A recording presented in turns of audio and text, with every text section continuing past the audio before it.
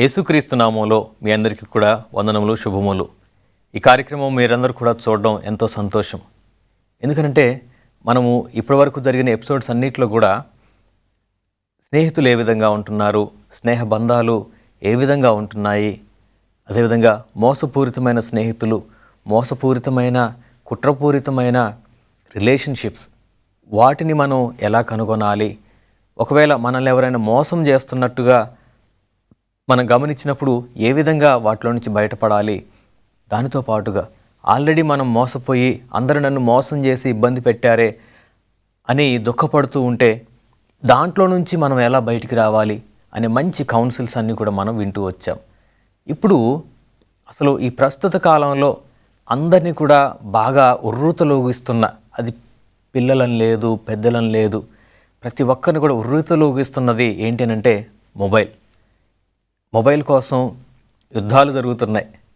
Mobile ఎందుకు అని అంటే ఉత్తగా మొబైల్ పట్టుకొని తిరుగుతారా అంటే లేదు, ఆన్లైన్లో ఫ్రెండ్స్ ఉండాలి మనకి. సోషల్ మీడియా ద్వారా ఫ్రెండ్స్, టిక్టాక్లు, ఇన్స్టాగ్రామ్లు, వాట్సాప్, ఫేస్బుక్, ప్రతిదీ కూడా ఈ సోషల్ నెట్వర్క్ అన్నీ కూడా ఎంతమంది ఫ్రెండ్స్ ఉంటే, ఎంతమంది ఫాలోవర్స్ ఉంటే, ఎంతమంది సబ్స్క్రైబర్స్ మనకుంటే అంత గొప్ప అనే విధంగా ప్రస్తుత సమాజం స్టార్ట్ అయింది. ఆలోచన అంతా ఫిక్స్ అయిపోయారు. ఎవరికైనా 1 మిలియన్ సబ్స్క్రైబర్స్ ఉన్నారంటే వాళ్ళు చాలా గొప్పవాళ్ళు అనే విధంగా ఉంది.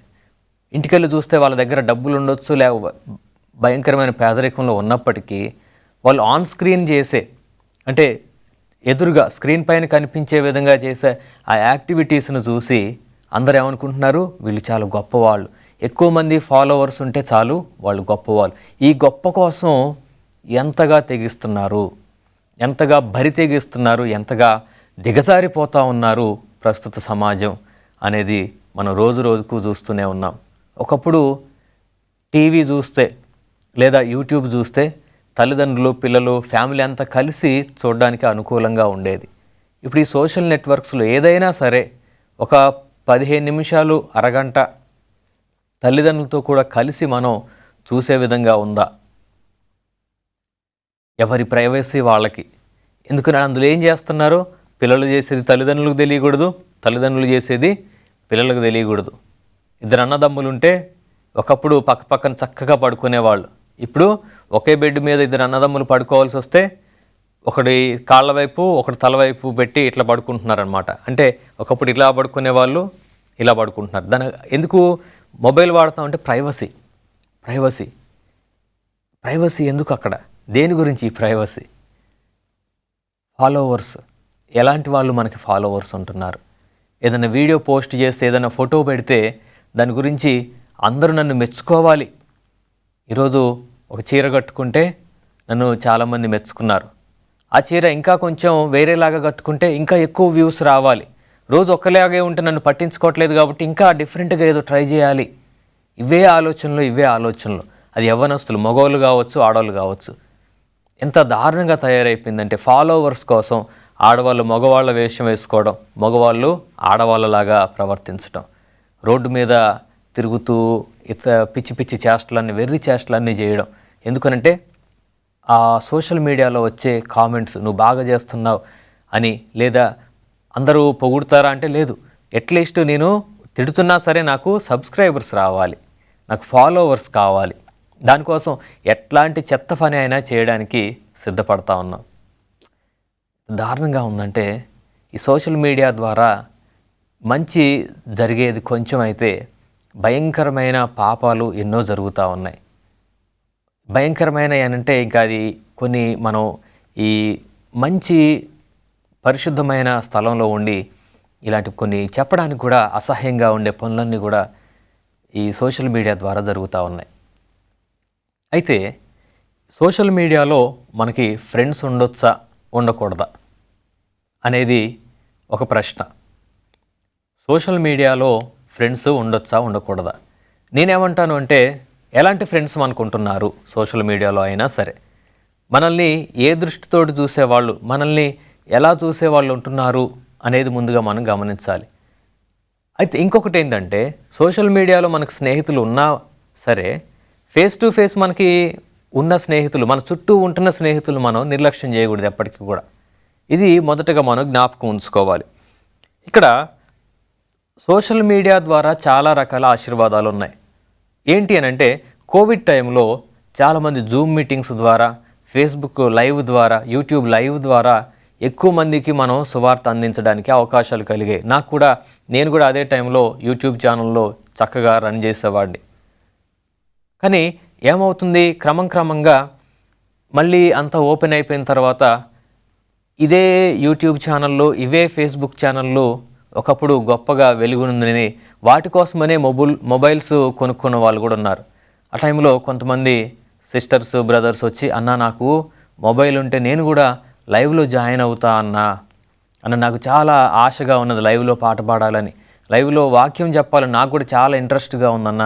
తర్వాత మంచి మంచి ఫోటోలు ఎడిటింగ్ చేసి రోజు వాక్యాలు అందరికీ కూడా పంపించాలని ఉందా అన్న అని అప్పుడు రిక్వెస్ట్ చేసినప్పుడు మొబైల్స్ లేక ఆర్థికంగా ఇబ్బంది పడుతున్న వారి కోసం ప్రార్థన చేసి ఎంతో కష్టపడి మరి కొంతమందికి చిన్న పాత మొబైల్స్ కూడా ఇచ్చి హెల్ప్ చేసినప్పుడు అప్పుడు హ్యాపీ అయ్యారు, బాగానే ఉంది. ఈ కోవిడ్ టైం దాటిపోయిన తర్వాత ఏమైంది, అవే మొబైల్స్ మళ్ళీ వేరే పనుల కోసం వాడుకోవడం మొదలుపెట్టాం. క్రమంగా టిక్టాక్లు, ఇన్స్టాగ్రామ్, చివరికి వాటి ద్వారానే బెట్టింగ్ యాప్స్, ఇవన్నీ కూడా ఏమవుతుందండి, ప్రస్తుతం యువతను చెడగొడుతున్నవన్నీ కూడా ఇవే. సోషల్ మీడియా ద్వారా మంచి జరిగేది కొంచెం అయితే చెడు ఎక్కువగా జరుగుతుందని చెప్పడానికి అనుమానం ఏమి లేదు. ప్రస్తుతం మన సౌత్ ఇండియాలో కూడా ఏం జరుగుతుంది, ఈ సోషల్ మీడియాలో పరిచయం అయిన వారి ద్వారా నాకు అన్ని డబ్బులు వచ్చాయి, నాకు ఇన్ని డబ్బులు వచ్చాయని చెప్తే ఏం చేస్తున్నారు, తల్లిదండ్రులు కూడా తెలియకుండా డబ్బులన్నీ తీసుకెళ్ళి ఆన్లైన్లో గేమ్స్ ఆడి పోగొట్టుకుంటున్నారు, బెట్టింగ్ గేమ్స్. ఈ బెట్టింగ్ అనేది చాలా భయంకరమైన సమస్యగా మారిపోయింది. గవర్నమెంట్కి కూడా ఎలాంటి నిర్ణయం తీసుకోవాలో కూడా తెలవట్లా. దాన్ని అధికారికంగా కంట్రోల్ చేయలేకపోతూ ఉన్నారు. చాలామంది యూట్యూబర్స్ కూడా ఎంకరేజ్ చేస్తున్నారు ఈ బెట్టింగ్స్ని. వాళ్ళకి కూడా పనిష్మెంట్స్ ఇచ్చేవాళ్ళు ఇస్తున్నప్పటికి కూడా ఈ బెట్టింగ్ అనేది కూడా ఆగట్లా. ఎందుకు ఇదంతా జరుగుతుందంటే అందులో ఉన్న వాళ్ళు ఎవరు కూడా మనకి ముఖాముఖి పరిచయం లేరండి. ఎవరో ఏదో చెప్పిన మాటలు చూసి, ఎవరో పెట్టిన పోస్ట్ చూసి, ఎవరో నాకు ఇన్ని డబ్బులు వచ్చాయని, వాస్తవంగా అందులోనే డబ్బులు వచ్చాయని కూడా లేదు. వాళ్ళు పట్టుకొని దిగిన ఫోటోలు కూడా అవి నిజమైన డబ్బులు కూడా కాకపోవచ్చు, ఎడిటింగ్ చేసిన డబ్బులు కూడా కావచ్చు. కానీ ఏమవుతుంది, అవి నిజం అనుకుని నమ్మి యువత ఈరోజు బెట్టింగ్లు పెట్టి డబ్బులు పోగొట్టుకొని అందులో చెప్పిన నిజమని నమ్మి ప్రయత్నం చేసి రకరకాలుగా ఇబ్బంది పడుతూ మానసిక స్థితులకు గురవుతూ ఉన్నారు. 2-3 నెలల క్రితం భద్రాచలంలో ఒక పర్సన్, ఆయన మంచి గవర్నమెంట్ ఉద్యోగి, బ్రిడ్జి మీద నుంచి దూకి గోదావరిలో పడి చనిపోయారు. ఆయన తెలిసింది ఏంటి అని అంటే ఆన్లైన్లో బాగా బెట్టింగ్లు ఎక్కువైపోయి డబ్బులు 15 లక్షలు అప్పు అయిందట. 15 లక్షల అప్పు అది తీర్చుకోలేక గవర్నమెంట్ ఉద్యోగి పరువు పోయినట్టయి వాళ్ళ ఇంటి ముందుకు వచ్చి తిడతా ఉన్నారంటే ఎవరో, డబ్బులు కట్టలేదు మాకని, ఫోన్లో వస్తూ ఉన్నాయి, మీ ఇంటికి పోలీసులు పంపిస్తాము మాకు డబ్బులు కట్టట్లేదని. ఇవన్నీ కూడా తట్టుకోలేక బ్రిడ్జ్ మీద నుంచి దూకి ఆత్మహత్య చేసుకున్నాడు. ఇవన్నీ ఎందుకు జరిగాయి, సోషల్ మీడియాలో ఉన్న వారిని నమ్మటం ద్వారా. సోషల్ మీడియాలో వచ్చేది ఏది కూడా నిజం కాదనేది ముందుగా మనం గమనించాలి. అందులో జరిగేదంతా కూడా అబద్ధమే. నేను ఆన్ స్క్రీన్ వచ్చినప్పుడు చాలా నవ్వుతూ మాట్లాడి ఉండొచ్చు, లేదా నేను ఈరోజు వేసుకున్న బట్టలు చూసి అబ్బా బట్టలు భలేగా ఉన్నాయి ధనవంతుడు అనుకోవచ్చేమో. కానీ మా ఇంటికి వచ్చి చూస్తే తెలుస్తుంది, నేను ఉండేది చిన్న గుడిసె, నాకంటూ ఏమీ లేదు. మేము ఎక్కడెక్కడో అడవుల్లో పరిచర్య చేస్తూ ఆ తాటాకు ఇళ్లలో మేము ఉంటాం. కానీ ఆన్ స్క్రీన్ నన్ను చూసి బాగా ధనవంతుడు అనుకోవచ్చు. నన్నే ఎట్లా అంటే ఇంకా భయంకరమైన పరిస్థితుల్లో బాగా రిచ్ అని డిస్ప్లే చేసుకునే వాళ్ళు ఉన్నారు. సోషల్ మీడియాలో బైకులు అవి ఇవి చూపించగానే బాగా ధనవంతులు అనుకుంటూ ఉంటారు. ఇవన్నీ చూసి రిలేషన్షిప్స్లోకి కూడా జారిపోతూ ఉన్నారు. నేను ఒక దగ్గర సువార్తకు వెళ్ళినప్పుడు ఒక యవనస్తురాలు వచ్చారు. ఏంటి అని అంటే వాళ్ళకి పెళ్లి కాలేదు కానీ కలిసి ఉంటున్నారు. సరే, ఇతర దేశాల్లో అది ఓకే, కానీ మన భారతదేశం సాంప్రదాయాల ప్రకారంగా అది ఎవరు యాక్సెప్ట్ చేయరు. అమ్మాయి తన తల్లిదండ్రులను వదిలేసి వచ్చింది. ఎందుకు వచ్చావు నువ్వు అని అంటే, నాకు ఈ అబ్బాయి ఇష్టం అందుకని వచ్చేసా. వాళ్ళ గురించి ఇంకా అడుగుతూ ఉంటే నేను షాక్ అయింది ఏంటంటే, ఆ అమ్మాయికి ముందే పెళ్ళై పిల్లలు కూడా ఉన్నారు. టిక్టాక్లో, ఇన్స్టాగ్రామ్లో వీడియోలు చూసి ఈ అబ్బాయి బాగా డ్యాన్స్ వేస్తాడని, మంచి స్టైలిష్గా ఉంటాడు అని తన పిల్లల్ని తన భర్తను వదిలేసి ఈ అమ్మాయి వచ్చి ఈ అబ్బాయితో ఉంటుంది. ఈ అబ్బాయి ఏం చేస్తాడంటే డ్యాన్సులు చేస్తాడు, వీడియోలు చేస్తాడు, అంతే, ఇంకేం చేయడు. ఆ విషయం తనకేం తెలియదు. అక్కడిక్కడ అప్పులు చేసి మంచి మంచి బట్టలు కొనుక్కొని వేసుకొని తిరుగుతూ ఉంటే ఏమనుకుంటుంది, ఆ అమ్మాయి చూసి ఇన్స్పైర్ అయిపోయి ఈయన దగ్గర చాలా డబ్బులు ఉన్నట్టున్నాయి, నేను ఆయన దగ్గరికి వెళ్తే నన్ను బాగా చూసుకుంటాడు అని నమ్మేసి వచ్చింది. అబ్బాయి మరి ఉత్తగా రానిస్తాడా? వచ్చేటప్పుడు అన్నీ పట్టుకుని రానంటే తన దగ్గర ఉన్న డబ్బులు, తన కుటుంబానికి తన భర్త సంపాదించినవి, తన తల్లిదండ్రులు పెట్టినవి అన్నీ కూడా పట్టుకొని వచ్చింది. ఏమైంది, కొన్ని రోజులకే ఒక 6 నెలలు అయ్యేటప్పటికే ఇద్దరి మధ్యలో గొడవలు స్టార్ట్ అయ్యాయి. సంవత్సరం అయింది. సంవత్సరంలో ఇంకా ఈ అబ్బాయి కష్టము, కేవలం బాధ్యత లేకుండా కేవలం డ్యాన్సులు పాటలతోటి తిరిగేవాడు, నన్ను పోషించలేడు అని తెచ్చుకున్న డబ్బులు కూడా కంప్లీట్ అయిపోయిన తర్వాత అప్పుడు తనకు తన కుటుంబం గురించి గుర్తొచ్చింది. మళ్ళీ తిరిగి ఇంటికి వెళ్దాం అనుకుని ప్రయత్నం చేస్తే అక్కడ సరైన ఆదరణ లేదు.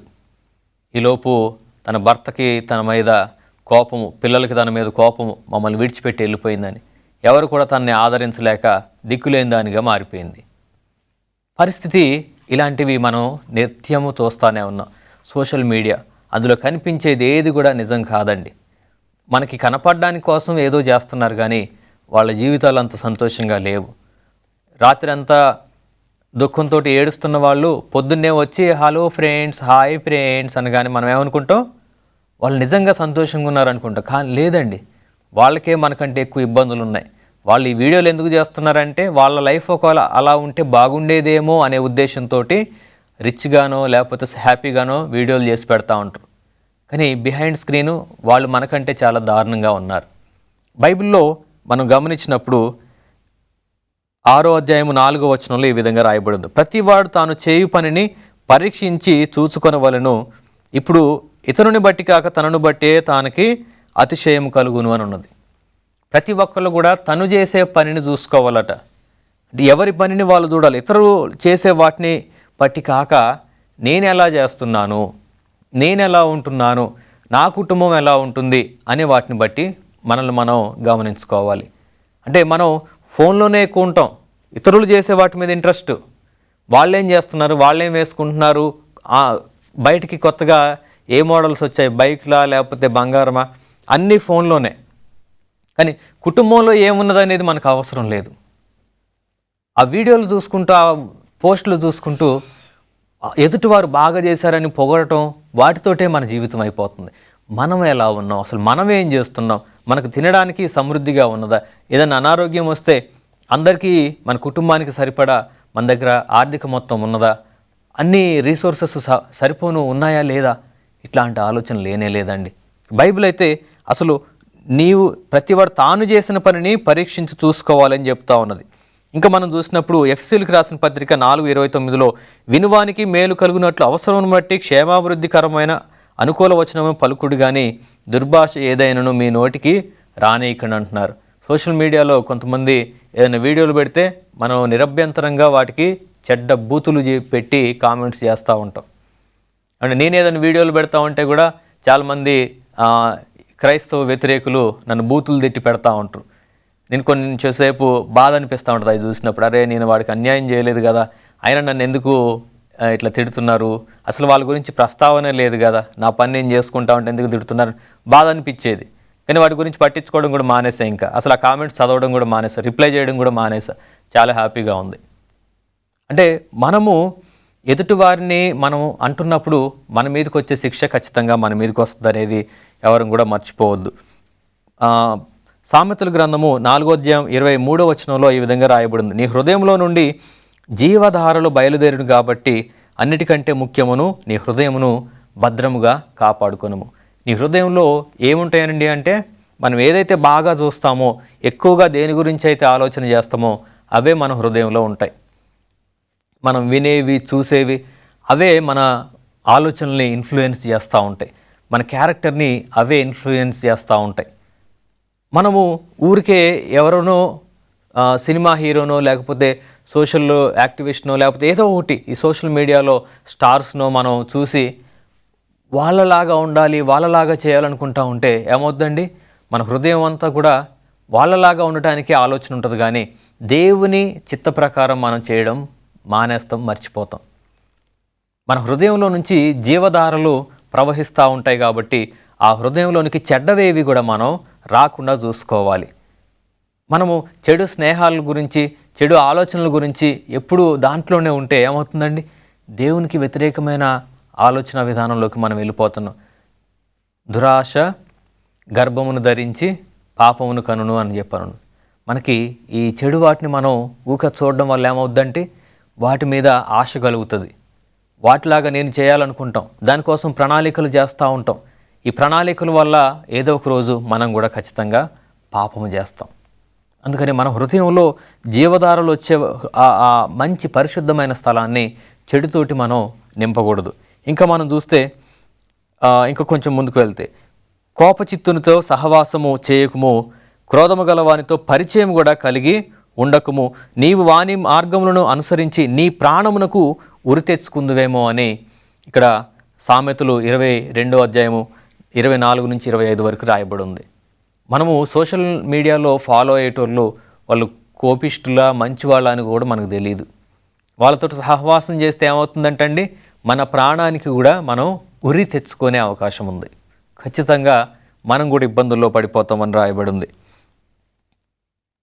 మనము దేవుని పిల్లలమండి, దేవునిలాగా మనం ఉండాలి. సోషల్ మీడియా చెడు అని చెప్పట్లేదు, చెడు జరుగుతున్నది వాస్తవమే, కానీ అందులో నుంచి కూడా మనం మంచిని చూపించగలగాలి. ప్రస్తుతం ఈ మధ్య కాలంలో ఈ కోవిడ్ తర్వాత నుంచి సోషల్ మీడియాలో ఎన్నో మార్పులు వచ్చాయి. ఒకప్పుడు వాక్యము ముసలి వాళ్ళు, పెద్దవాళ్ళు, పాస్టర్లు వాళ్ళు చెప్తూ ఉంటేనే వినేటోళ్ళం. కానీ ఈ కోవిడ్ తర్వాత నుంచి మీరు గమనించారో లేదో, యవనస్తులు కూడా వాక్యం వైపు ఎక్కువగా శ్రద్ధ చూపించడం, యవనస్తులు వాక్యం చెప్పడము, దేవుని యాక్టివిటీస్లో నేనైతే చాలా సంతోషపడుతున్నా. కొంతమంది ఈ వైజాగ్లో కొంతమంది గ్రూప్ ఉన్నారు, సికింద్రాబాద్లో కొంతమంది యవనస్తుల బృందం ఉన్నది. వాళ్ళు ఏం చేస్తున్నారంటే చక్కగా ఈ బీచ్ ఏరియాలలో కూడా దేవుని గురించి సువార్త చేస్తూ, దేవుని గురించిన వాక్యాలు ప్లకార్డ్స్ పట్టుకొని చక్కగా ఎవరి దగ్గరికి వెళ్ళరు, ఎవరిని ఇబ్బంది పెట్టరు, ఒక దగ్గరుండి పాటలు పాడడం, అందరి దృష్టి వాళ్ళ వైపు మళ్ళీ విధంగా చక్కగా యాక్టివిటీస్ చేస్తున్నారు. మనం ఎందుకు వేరే వేరే చెత్త పనులు చేస్తూ చెత్త ఆలోచనలతోటి మన హృదయాన్ని నింపాలి? దేవుని కోసం ఏ విధంగా సోషల్ నెట్వర్క్ని వాడాలో మనం ఎందుకు ఆలోచించలేకపోతున్నాం? మనం కూడా అలాంటి ప్రయత్నం చేయొచ్చు కదా. మీ దగ్గర మొబైల్ ఉంటే కనుక ప్రియ సహోదరుడా సహోదరి, start using it for God's glory. దేవుని కోసం, దేవుని నామం కోసం మీ దగ్గర ఉన్న డివైజెస్ని, మీకున్న సోషల్ మీడియా అకౌంట్స్ని వాడడం ప్రారంభించండి. ఇక్కడ ఎందుకనంటే మత్తయి సువార్త 5వ అధ్యాయం 16వ వచనంలో, మనుషులు మీ సత్క్రియలను చూచి పరలోకమందున్న మీ తండ్రిని మహిమపరచునట్లు వారి ఎదుట మీ వెలుగు ప్రకాశింపనీయుడి అని దేవుడు సెలవిస్తూ ఉన్నారు. నేను డ్యాన్సులు వేయడం ఇదంతా చెడు అని కూడా నేను చెప్పట్లేదండి. చెడ్డ పాటలకి చెడు ఇంపాక్ట్ తీసుకొచ్చే విధంగా కాకుండా మీకున్న టాలెంట్ని, మీకు పాటలు పాడడం వచ్చా, మ్యూజిక్ కంపోజ్ చేయడం వచ్చా, అది దేవుని మహిమార్థమే చేయొచ్చు కదా. మీకు మంచి స్కిట్స్ చేయాలని ఉంటే అది సినిమా డైలాగ్స్ లేకపోతే వల్గరు బూతులు మాటలు వాటితోటి కాకుండా అందరికీ వాక్యాన్ని ఇంకా సింప్లిఫై చేసి ఈజీగా అర్థమయ్యే విధంగా బైబిల్కి సంబంధించిన స్కిట్సే మీరు చేయొచ్చు కదా. లేకపోతే ఇంకా బైబిల్లోకి సంబంధించిన వ్యక్తులను పోలి వాళ్ళ లైఫ్ స్టైల్ ఎలా ఉండేది వాళ్ళని మీరు రిప్రజెంట్ చేయొచ్చు కదా. వెస్టర్నైజ్ అయిపోయి బట్టలన్నీ కూడా జింపుకొని తిరుగుతున్నాం. అట్లా కాకుండా అప్పటి వ్యక్తులు ఏ విధంగా, మిషనరీస్ ఏ విధంగా బ్రతికారు, మిషనరీస్ ఏ విధంగా వాళ్ళ లైఫ్ స్టైల్ ఉండేది, అలాంటి ట్రెండ్ మనం తీసుకొని రావచ్చు కదా సోషల్ మీడియా ద్వారా. మనం కోవిడ్ టైంలో జూమ్ వాడినంతగా ఇప్పుడు వాడట్లేదండి. అప్పుడైతే సాయంత్రం అయితే ఆ భయానికి కోవిడ్ మా ఇంట్లో ఎవరికైనా వస్తుందో, ఆల్మోస్ట్ అందరం కూడా ఆ ఇంపాక్ట్ అయిన వాళ్ళమే. సాయంత్రం అయితే ఏ ప్రార్థన గ్రూప్ ఉంటే అందులో జాయిన్ అయిపోయి చక్కగా భక్తిగా ఉండేవాళ్ళం. భయం, ప్రాణాల మీదకి వస్తే భయం వచ్చింది, దేవుడు జ్ఞాపకం వచ్చారు. కానీ ఇదంతా కూడా తగ్గిపోయిన తర్వాత మళ్ళీ మనం దేవుని పట్టించుకోవడం మానేస్తే దేవుడు చూస్తూ ఊరుకోడు. మనం ఉన్నది అంత్య దినాల్లో దేవుని సువార్త వీలైనంత మందికి మనం అందించాల్సిన బాధ్యత ఉంది. ఇంతకాలం మనము చిన్నపిల్లల్లాగా ఉన్నామేమో. అందుకనే మనకి 1 కొరింథీయుల పత్రిక 13వ అధ్యాయంలో ఉంటుంది, నేను పిల్లవానిగా ఉన్నప్పుడు పిల్లవాని చేష్టలు చేస్తుని పెద్దవాడిని అయినప్పుడు పిల్లవాని చేష్టలు మానివేస్తుని అని అక్కడ రాయబడి ఉంది. పిల్లవాని చేష్టలు మానేద్దాం, ఉన్నతంగా ఆలోచించడం మొదలు పెడదాం. సోషల్ మీడియాని దానికోసం టైం వేస్ట్ చేసుకోండి. అసలు ఎక్కువగా మిమ్మల్ని డిస్ట్రాక్ట్ చేస్తున్నాయి, ఇన్స్టాగ్రామ్ ఓపెన్ చేస్తే ఇంక అందులోనే ఉంటున్నా అనుకుంటే డిలీట్ చేయండి కొన్ని రోజులు. నేను అంతే చేస్తా. నేను ఇన్స్టాల్ చేసుకుంటా, నాకు కొన్ని రోజులకి నేను డిస్ట్రాక్షన్ అవుతుంది, ఎక్కువ టైము సోషల్ మీడియాలోనే నాది అయిపోతుంది అనుకుంటే యాప్స్ అన్నీ కూడా డిలీట్ చేస్తా. కొన్ని రోజులు దేవునికి దగ్గరికి రావడానికి ప్రయత్నం చేస్తా. మళ్ళీ నాకు ఏదైనా అవసరం ఉంటే, ఎవరితోటైనా కమ్యూనికేట్ చేయాల్సి ఉన్నా, లేదా ఏదైనా మెసేజ్ షేర్ చేయాల్సి ఉన్నా, లేదా ఇంకా ఏదైనా దేవునికి సంబంధించిన విషయాలు నేను షేర్ చేయాల్సి ఉన్నా, కేవలం మళ్ళీ అప్పుడు ఇన్స్టాల్ చేసుకొని కొన్ని రోజులు వాడుతుంటా. So let us give a break to social media for a while. చిన్న ఈ నిర్ణయాలు తీసుకుంటూ మనల్ని కంట్రోల్ చేసుకుందాం. ఇన్స్టాగ్రామ్ లేకపోతే, ఫేస్బుక్ లేకపోతే ఒక వారం రోజులు బ్రతకలేమా? అది లేనప్పుడు కూడా ఉన్నాం కదా. సో కొన్ని రోజులు బ్రేక్ ఇద్దాం. అసలు మనం ఏం చేస్తున్నామో మన మీద మనం ఫోకస్ చేసుకుందాం. మన ఫ్యామిలీ గురించి మనం ఫోకస్ చేద్దాం. మన కెరీర్ గురించి మనం ఫోకస్ చేసుకుందాం. ఈ సోషల్ మీడియాని దేవుని కోసం వాడుకోవడం ఒక విషయం అయితే, ముందు చెడులో నుంచి మనం బయటికి రావాలి కనుక కొంత గ్యాప్ ఇద్దాం. ఈ గ్యాప్ టైంలో మనల్ని మనం ఎలా రీబిల్డ్ చేసుకోవాలనేది ఆలోచన చేద్దాం. దేవుని వైపుకు యవనస్తులను మనం ఏ విధంగా మళ్ళించవచ్చు, చెడు మార్గంలో ఉన్న వాళ్ళకి మనం ఎలా దేవుని ఇంట్రడ్యూస్ చేయొచ్చు అనే ఇన్నోవేటివ్గా ఆలోచించడం ప్రారంభించండి. నేను చాలామందిని చూశాను, ప్రస్తుతం వస్తున్న ఏఐ ఉపయోగించుకుని ఆర్టిఫిషియల్ ఇంటెలిజెన్స్ని వాడుకొని బైబిల్ క్యారెక్టర్స్ని గ్రాఫిక్ రూపంలో చూపించటం ఎంత అద్భుతంగా ఉన్నాయనంటే, ఆ విజువల్స్ చూస్తూ ఉంటే అవన్నీ కూడా మొబైల్ ద్వారానే చేస్తున్నారు. యంగ్స్టర్స్ మొత్తం చేసేది కూడా యానిమేషన్ సిరీస్ని కూడా చేస్తున్నారు. దేవుని చిన్నపిల్లల సంబంధించిన స్కిట్స్ ఇవన్నీ కూడా. సో వై డోంట్ వి మనం ఎందుకు చేయకూడదు? ఒకసారి ప్రయత్నం చేద్దాం.